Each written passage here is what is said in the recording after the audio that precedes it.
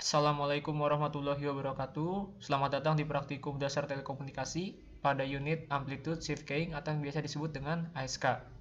Pada percobaan ini kita akan melakukan percobaan modulasi dan demodulasi dengan menggunakan teknik ASK atau Amplitude Shift Keying. Pada percobaan ini kita memerlukan beberapa bantuan alat, diantaranya satu buah power supply, satu buah sinyal source generator, satu buah Amplitude Shift Keying modul, dan di sini juga kita menggunakan osiloskop digital Handtech, dua buah probe, serta kabel jumper, dan juga capit buaya untuk membantu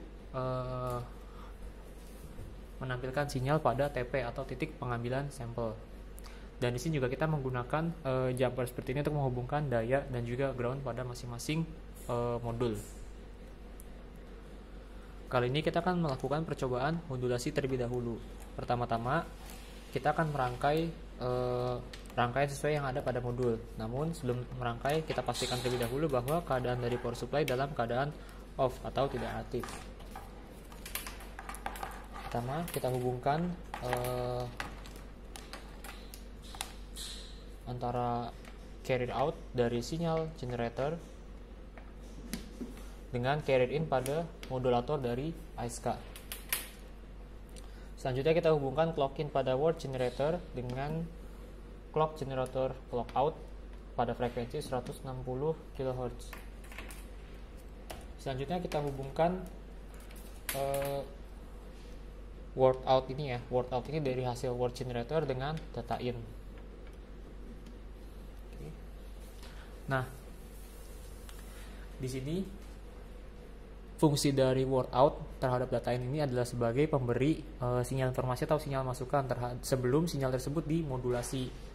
Sinyal pemodulasi atau sinyal pembawa atau sinyal carrier didapatkan dari sinyal generator ya, dari kabel yang ini. Nah, dia dari carrier out dari sinyal sinusoidal kemudian dihubungkan terhadap ini ya, carrier in. Terhadap carrier in dari si modulatornya si ASK. Nah, seperti itu ya. Nah, kemudian pada percobaan ini kita menggunakan rentan frekuensinya sebesar 160 kHz. Nanti akan dijelaskan mengapa pada saat modulasi digunakan 160 kHz sedangkan pada saat demodulasi digunakan 20 kHz. Karena modulasi dengan menggunakan metode amplitude shift keying ini merupakan modulasi digital, maka input yang diberikan pun juga harus digital. Di sini input yang diberikan itu adalah berupa input ini ya, yang ada LSB sama MSB. Ini ibaratnya kalau kita aktifkan itu dalam keadaan 1 gitu atau active high. Nah, kalau misalnya kita aktifin dia bakal keadaan nyala, cuman ini powernya masih kita matiin. Nah, langkah selanjutnya kita akan coba mengukur bagaimana besarnya sinyal atau gelombang yang terbentuk dari hasil modulasi dengan metode ASK ini. Nah, sebelum kita melakukan pengukuran sinyal yang terbentuk dari masing-masing TP atau masing-masing titik pengambilan sampel, kita lakukan terlebih dahulu kalibrasi pada osiloskop pada masing-masing channelnya. Ya, kita ambil salah satu channel terlebih dahulu. Oke ya, yang kuning ini channel 1 ya. Nah, yang kuning ini channel 1, yang merah ini dia channel 2. Nah, cara kalibrasinya seperti ini. Kita hubungkan groundnya di sini ya. Kelihatan nggak? Nih, ini GND-nya kita hubungkan ke sini nih. Nah, ke situ ya.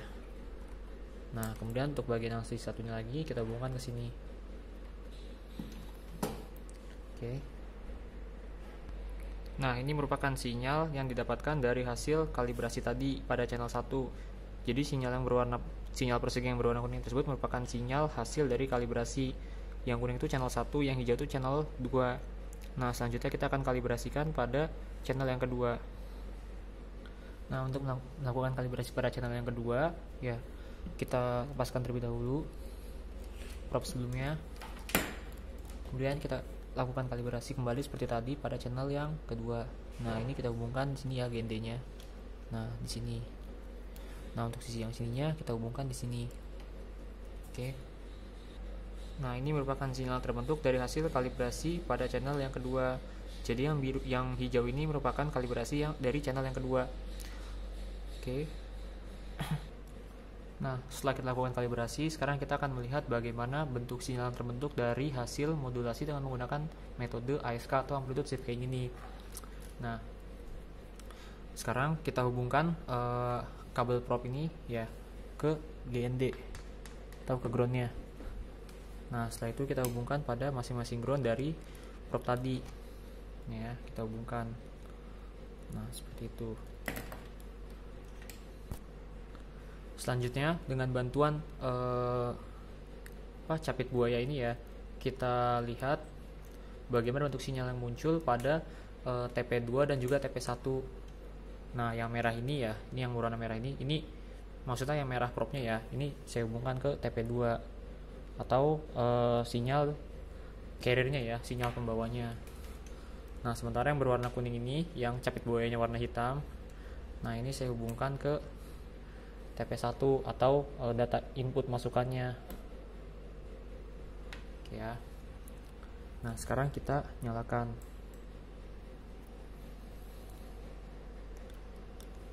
Pada keadaan ini kita sama sekali belum memberikan input masukan digital apapun ya. Ini lampunya semuanya masih mati, berarti belum ada input yang kita berikan.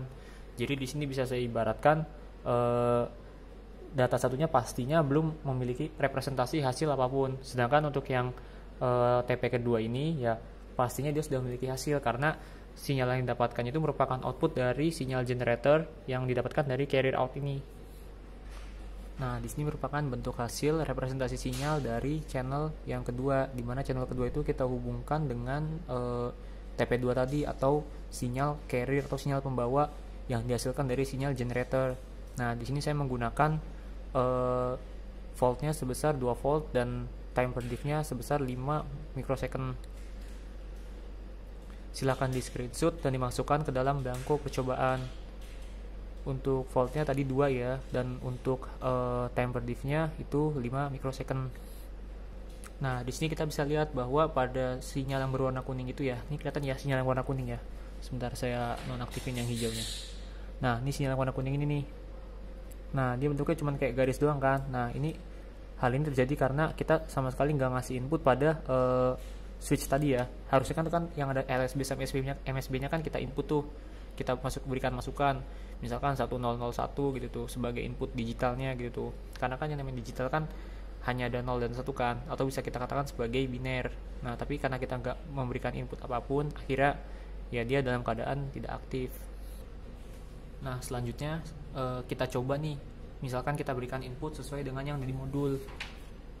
Input di modul itu kan inputnya itu adalah 10 11 100 ya kan. Nah, ini inputnya nih 10 11 01 00. Nah, pengukurannya masih sama, yaitu di TP1 sama di TP2. Nah, ini merupakan sinyal yang muncul dari channel pertama, yaitu pengukuran terhadap TP1. TP1 kan tadi kan didapatkan dari word out, dimasukkan ke dalam data in, atau bisa dikatakan sebagai sinyal informasi kita. Nah, tadi kan kita inputnya 10 11 01 00 kan. Nah, berarti kurang lebih nih ya, sebentar, 10 11 01 nih ya, berarti gini ya, 10 11 01 00. Oke ya. Nah, ini silahkan di screenshot dan dimasukkan ke dalam belangko percobaan sebagai pengukuran TP1 dengan memiliki nilai 10 11 01 00 ya. 10 11 01 00. Masukin ke dalam belangko ya. Di sini untuk voltnya saya gunakan 2 volt, time per diff sama, yaitu 5 mikrosecond. Selanjutnya kita coba lihat bagaimana bentuk sinyal yang dari CH2-nya kalau kita tampilkan juga. Nah, tampilannya jadi seperti ini. Ini merupakan bentuk sinyal gabungan antara CH1 dan CH2. Nah, pada channel 1 itu seperti yang saya bilang, itu merupakan bentuk sinyal masukan. Inputnya berupa digital, makanya dia bentuknya tuh kayak sinyal persegi gitu tuh. Ini sebenarnya dia sinyal persegi. Nah, dia ini masih ada riak ya, nggak apa-apa. Yang penting nggak dominan gitu tuh. Karena yang namanya riak kecil tuh ya masih wajar. Nah, kemudian untuk sinyal yang kedua ini nih, dia ini sinyal carrier-nya atau sinyal pembawa gitu tuh. Jadi nanti prinsipnya pada modulasi dengan metode ASK ini, si sinyal digital ini ya, sinyal informasi ini, ketika dia akan ditransmisikan atau dikirimkan dari si pengirim kepada penerima, nanti dia tuh bakal menumpang dengan sinyal yang di CH2 ini. Nah, nanti bagaimana bentuknya nanti kita akan ukur. Nah, tujuannya dilakukan modulasi pastinya karena apa? Karena sinyal informasi itu biasanya relatif frekuensinya rendah, akhirnya dia ditumpangin ke frekuensi yang lebih tinggi. Nah, itu begitu. Nah, ini kita bisa lihat nih ya, kelihatan gak ya tuh. Nah, bisa lihat nih ya, pada channel 1 itu frekuensinya tuh kurang lebih sekitar 53,33 kHz ya, 53,33 kHz. Sedangkan pada channel yang kedua itu frekuensinya kurang lebih sekitar 500 kHz ya, 500,0 kHz. Ini saya pause untuk osiloskopnya, jadi dia kelihatannya tetap, tapi kalau misalkan saya run ya dia bakal gerak-gerak tuh ya. Nah, tapi dari sini kelihatan bahwasannya pada channel pertama itu frekuensinya tuh lebih rendah gitu tuh, kelihatan jauh lebih rendah banget kan dibanding dengan channel yang kedua. Nah, ibaratnya nih dengan frekuensi yang sedemikian rendah, kira-kira bisa sampai nggak ke penerima? Pastinya kan bakal banyak gangguan kan, bakal banyak hambatan itu tuh, dan terlalu jauh juga jaraknya. Akhirnya kita lakukan modulasi dengan menggunakan modulasi ASK ini ya, amplitude carrying, dengan frekuensinya yang jauh lebih tinggi sinyal carrier-nya, yaitu sebesar 500 kHz. Nah, selanjutnya kita akan coba lihat bagaimana bentuk sinyal hasil modulasinya tuh gimana sih gitu tuh. Nah, untuk mengukurnya kita rubah aja nih ya. Ini yang di TP2 ini kita lepas ya. Pengukuran dari TP2 itu kita lepas dan kita ganti ke TP3. Nah, sinyalnya jadi seperti ini kalau ini belum saya pause ya. Nah, channel yang kuning itu ya, sinyal berwarna kuning, sinyal bersegi itu merupakan sinyal informasinya. Sedangkan yang hijau itu ya, yang bentuknya kayak itu sebenarnya sinyal sinusoidal ya. Nah, itu sebenarnya itu namanya sinyal hasil sinyal yang telah termodulasi gitu tuh. Dia bentuknya bakal seperti itu. Ini coba saya pause ya. Saya pause. Nah, ini karena kita nggak kelihatan ya. Ini saya rubah voltasenya pada channel yang keduanya, yaitu menjadi 5 volt. Nah, channel yang pertamanya 2 volt aja nggak apa ya, karena masih kelihatan jelas kok. Nah, di sini tadi kan kita inputnya kan 1, nah nih ya, 1 0 1 1 0 1 0 0, enggak inputnya. Nah, kita bisa lihat nih dengan metode amplitude shift kayak ini, berarti kan prinsip itu kan pergeseran frekuensi kan gitu. Pergeseran amplitudenya ya kan, pergeseran dari amplitudenya. Nah, nih misalkan dia dalam keadaan diberikan sinyal informasi atau data 1 nih, bit 1. Nah, dia tuh bakal terrepresentasikan bentuk sinyal hasil sinyal termodulasinya gitu tuh. Nah, ini hasil sinyalnya. Nah, tapi ketika dia tidak diberikan input apapun atau dalam keadaan 0, ini keadaan 0 nih ya. Nah, dia otomatis si sinyal sinyal hasil sinyal termodulasinya juga bakal nggak aktif gitu tuh. Ini sebenarnya nih harusnya lurus nih ya, cuman karena ini ada banyak noise akhirnya dia jadi riak. Tapi nggak apa-apa ya. Nah, sama nih ketika diberikan input 1, nah dia aktif lagi nih, ya kan? Terbentuk gelombang sinyal sinusoidal. Nah, ketika di bitnya 0, dia mati lagi nih gitu tuh. Makanya kelemahan dari metode metode ASK ini atau amplitude shift kayak gini tuh, dia tuh jarak pengirimannya relatif rendah gitu tuh. Jadi nggak bisa jauh-jauh banget gitu tuh buat pengirimannya. Dia tuh idealnya hanya untuk jarak-jarak yang pendek gitu tuh. Kalau misalkan untuk pengiriman jarak jauh dia kurang ideal. Kenapa? Karena pada saat kita nggak ada data, otomatis dia mati dong gitu tuh. Padahal idealnya komunikasi itu tetap harus terus terhubung gitu, tersambung gitu tuh. Nah, itu begitu. Nah, sekarang kita lihat dari frekuensinya nih. Kelihatan nggak? Bentar. Nah, ini ya frekuensinya, kelihatan mudah-mudahan ya. Ini channel 1 tuh yang kuning tadi ya. Nih channel 1 lihat tuh frekuensinya sebesar 80 kHz. Sementara channel 2 nya tuh 533 kHz. Ini kan jauh banget gitu tuh. Kalau misalkan kita bandingin tuh ini jauh banget itu tuh. Nah, akhirnya wajar ketika channel 1 ini misalkan nih kita kirimkan, maksudnya kita transmisikan untuk jarak misalkan 5 meter gitu misalkan gitu tuh, dia nggak bakal nyampe. Tapi dengan kita lakukan modulasi nih, dengan modulasi ASK, dia bakal nyampe karena rentan frekuensinya nih jadi lebih apa ya, jadi lebih besar gitu tuh.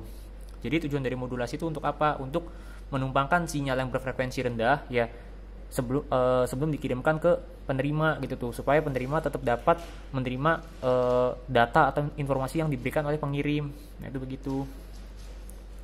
Nah ini jangan lupa di screenshot ya, ini di screenshot dan dimasukkan ke dalam blanko. Buat data apa namanya frekuensinya boleh dimasukkan. Tadi frekuensinya itu untuk yang channel 1 80 kHz, sementara yang channel 2 nya itu 533 kHz. Untuk time per diff-nya saya gunakan 5 microsecond. Untuk yang channel 1 voltnya itu saya gunakan 2 volt. Untuk yang channel 2 sebesar 5 volt ya. Ini silahkan di screenshot dan dimasukkan ke dalam blanko percobaan. Oke. Nah selanjutnya kita akan lakukan proses demodulasi. Nah tadi kan kita lakukan modulasi nih, sekarang demodulasi. Nah karena nggak mungkin dong, artinya apa namanya, setelah kita modulasi belum apa, kalau kita nggak lakukan demodulasi si penerima sinyal kita tuh nggak bakal bisa baca pesan kita gitu tuh. Ibaratnya nih ada yang namanya enkripsi, pasti ada juga yang namanya dekripsi gitu tuh. Oke ya. Nah untuk cara demodulasinya kita matikan dulu ya untuk apa namanya si power supply-nya ini. Kita matikan dulu. Ini kita lepas dulu. Ini kita lepas. Nah lalu kita rubah rangkaiannya sesuai dengan yang ada di modul. Nanti saya jelaskan kenapa si clock generator ini kita rubah gitu tuh, dari 160 kHz kenapa jadi 20 kHz. Nah ini kita rubah ya dari 160 jadi 20 kHz. Nah ini kita hubungkan, di atasnya kan ada bolongan tuh, ada colokan tuh. Nah ini dimasukin ke bit regenerator clock in-nya. Kelihatan ya? Kelihatan. Oke, nah selanjutnya ada lagi nggak? Udah ya? Oh ya belum nih, AXK mode in-nya. Jangan lupa sinyal hasil modulasinya tuh dihubungkan ke AX mode in. Karena kalau nggak dihubungin ya percuma, berarti sama aja nggak ada proses demodulasi dong. Maksudnya nggak ada sinyal modulasi yang diberikan. Nah itu kayak gitu. Oke ya. Nah jangan lupa kita pastiin dulu rangkaian kita ini udah bener. Kalau misalkan udah bener ya nanti malah rusak lagi alatnya. Oke ya, rangkaiannya udah bener. Nah input datanya belum saya rubah ya, masih sama kayak tadi gitu tuh. Perangkat yang lain juga masih sama, nggak ada yang saya rubah kecuali yang tadi aja ya, kayak ini nih yang clock generator dari 160 kHz dirubah jadi 20 kHz. Nah terus kita tambahin AX mode out ini terhadap AX mode in. Kenapa sih ditambahin ini gitu tuh, karena ya ini kan hasil sinyal termodulasi kan. Nah otomatis ya ini sebagai input terhadap sinyal yang akan kita demodulasikan gitu tuh. Nah itu begitu. Nah sekarang kita bisa langsung ukur aja ya. Nah ini kita hubungkan terlebih dahulu deh sebelum kita colok. Yang merah itu channel 2 ya. Yang merah itu channel 2, kita ukur di ini ya, di TP6 lah ya, TP6 sama di TP5. Karena kalau ngukur di TP4 harusnya hasilnya sama aja dong kayak di TP3 gitu tuh. Oke ya, sekarang kita lihat. Sekarang kita nyalakan ya. Oke, udah nyala. Nah ini merupakan bentuk sinyal yang direpresentasikan dari pengukuran TP5 ya. Untuk yang TP6 nya ini seperti ini, dia kayak garis lurus itu. Nah sebenarnya yang di TP5 tuh apa sih fungsinya? Nah di situ kan dia digunakan rectifier kan. Nah rectifier itu kan sebagai penyearah kan gitu tuh. Nah makanya kalau misalkan kita lihat nih di sini nih udah nggak ada nilai negatifnya gitu tuh. Kan biasanya kalau tadi kan sinyal informasinya kan dia tuh punya nilai negatifnya kan, punya sisi negatif karena dia kan bentuknya sinusoidal kan. Nah sekarang coba kita lihat. Sekarang saya langsung coba pindahin ya untuk yang channel 2 nya ini jadi di TP4, atau bisa kita bilang sebagai sinyal yang telah termodulasi sebelumnya. Bisa jalanin aja ya. Oke.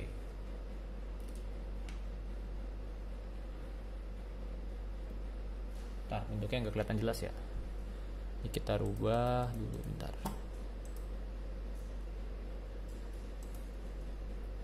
Ya agak kelihatan ya. Ini kita pakai 10 aja deh. Ya makin gak kelihatan deh, sebentar. Nah ini deh, misalkan anggap aja kelihatan lah ya. Nah misalkan di sini nih, ini kan yang hijau ini yang channel 2 ini sebenarnya sinyal hasil modulasi sebelumnya gitu tuh. Nah ini punya sisi negatif nih ya. Ini anggap aja titik setimbangnya nih yang tengah ini titik setimbangnya itu. Nah ini yang sisi negatifnya. Nah tapi kalau setelah kita lakukan proses yang melalui rectifier tadi di TP5, dia tuh nggak punya nilai negatif lagi gitu tuh.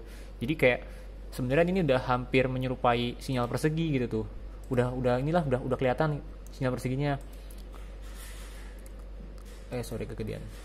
Ini kita rubah lagi ke 100 mikrosecond ya. Nah kelihatan nih, hampir kelihatan kan dia tuh kayak sinyal persegi gitu tuh. Nah sebenarnya kenapa kalau misalkan kita lakukan pengukuran di filter itu tuh bentuknya jadi seperti itu, karena saya pindahin dulu. Nah yang channel 2 nya udah channel 1 kan.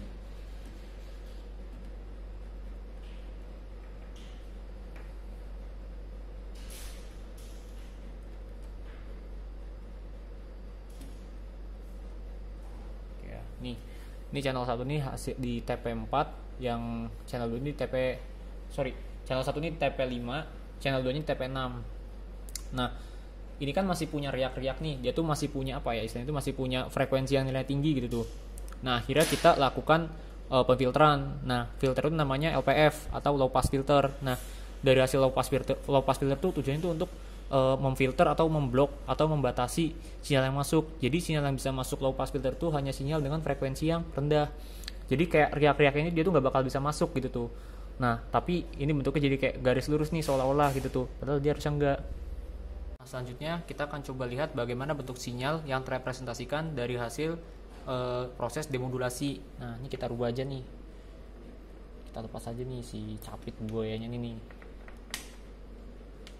Nah kayak yang channel 1 ini sebagai channel hasil sinyal ini ya, demodulasi.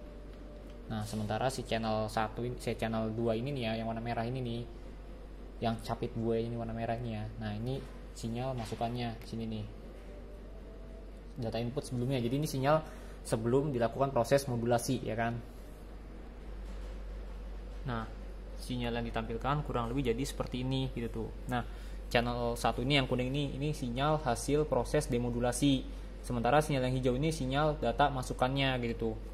Nah kita bisa lihat nih sebenarnya ini nih sama tahu, cuman beda karena voltnya aja. Coba kita samain voltnya ya, sama-sama 5 volt nih misalkan. Nah sama kan dia, kalau beda-beda tipis beda jarak ini mah ya nggak apa-apa lah itu mah, yang penting bentuknya sama gitu tuh. 1 nih, 1 0 0 sama kan, 1 1 1 1 sama, 0 0 sama, 1 1 0 0 0 juga kan sama tuh ya kan. Nah berarti bisa kita simpulin bahwa hasil sinyal proses demodulasi dengan sinyal informasi awal itu bentuknya relatif sama gitu. Nah ini silahkan di screenshot, di capture, terus dimasukin ke belangko percobaan ya. Ini yang channel 1 ini sinyal hasil proses demodulasi, yang ini sinyal informasi aslinya gitu. Nah baik, sampai di sini sebenarnya kita udah selesai nih percobaannya. Namun saya akan jelaskan sedikit sebagai rangkuman dari penjelasan modulasi dan demodulasi dengan teknik ASK atau Amplitude Decaying. Ini saya lepas dulu aja ya.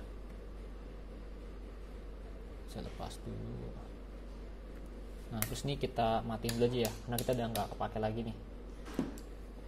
Nah jadi sederhananya metode modulasi dengan metode amplitude shift kayak gini, dia tuh melakukan pergeseran dari si amplitudenya gitu tuh. Nah di sini kita punya sinyal source generator. Nah dia ini punya dua tipe sinyal, satu sinyal persegi ya, yang satu lagi sinyal sinusoidal. Nah sinyal persegi ini kelihatan kan, sinyal persegi itu kita bisa bilang dia tuh kayak input sebagai bagian dari bentuk input digitalnya gitu tuh, sinyal masukannya, karena kan inputnya kan digital kan, pakai biner gitu tuh kan. Nah Terus yang sinyal sinusoidal itu dijadikan sebagai sinyal carrier-nya atau sinyal pembawanya gitu tuh. Nah, dia hubungkan nih dari si carrier out sinyal generator dengan carrier in modulator. Nah, itu begitu. Nah, terus ya si word out ini merupakan inputnya atau masukannya yang didapatkan dari input ini nih, MSB dan LSB-nya. Nah, itu begitu. Nah, dimasukkan ke data in. Nah, di data in dia masuk ke proses modulasi. Di sini ada modulator. Nah, sebenarnya di proses modulator ini ada juga yang namanya satu filter, yaitu namanya bandpass filter. Nah, silahkan kalian cari apa sih bandpass filter itu tuh, terus hubungannya dengan ASK itu apa gitu tuh. Sebagai clue aja, bandpass filter itu gabungan antara low pass filter dan high pass filter gitu tuh. Nah, hasil sinyal dari modulasinya itu kita masukkan kembali ke demodulator gitu tuh ya. Nah, ini sebagai inputnya dan ini sebagai outputnya di sini nih ya. Nah, pada proses demodulator itu ada yang namanya rectifier atau penyearah gitu tuh. Nah, terus ada filter juga. Di sini filternya low pass filter, yaitu untuk memblok atau membatasi sinyal dengan frekuensi yang rendah ya. Tuh. Sorry. LPF itu tadi tuh sinyal filter yang digunakan untuk memblok sinyal dengan frekuensi yang tinggi ya, jadi hanya meloloskan yang rendah gitu. Nah, terus juga ada bit regenerator. Nah, bit regenerator ini kita dapetin dari si clock generator tadi. Nah, ini yang mau dibahas nih, kenapa kok tadi ketika kita proses modulasi itu kita pakai 160 kHz yang ini nih, sedangkan pada saat proses demodulasi kita gunakan yang 20 kHz. Nah, jadi jawabannya karena pada saat proses modulasi itu kan kita membutuhkan frekuensi yang tinggi, ya enggak? Kita butuh frekuensi yang tinggi. Gampangnya gini aja, ketika kita nih mau mentransmisikan listrik nih misalkan itu ya, misalkan ada yang namanya pembangkit itu. Nah, dia mau ditransmisikan tuh. Nah, ketika mau ditransmisikan otomatis kan voltnya kan ditingkatkan kan, misalkan jadi 150 kV gitu tuh, kan dinaikkan gitu tuh. Nah, sama ketika sebuah sinyal mau kita dengan metode ASK ini ya, sinyal nih mau kita modulasikan atau mau kita transmisikan atau mau kita kirimkan itu tuh, otomatis frekuensinya kita naikin dulu gitu tuh. Nah, setelah kita naikin frekuensinya, terus dilakukan modulasi. Nah, pada saat melakukan proses demodulasi, nah itu sama kayak kita ibaratnya dari sutet kita mau distribusiin gitu tuh. Nah, dia tuh kan harus diturunkan dulu tegangannya. Jadi misalkan ke 20 kV, ntar dari 20 kV baru dibagi lagi misalkan buat yang ke rumah-rumah. Nah, sama kalau misalkan di sini dari 160 kHz kita turunin ke 20 kHz gitu.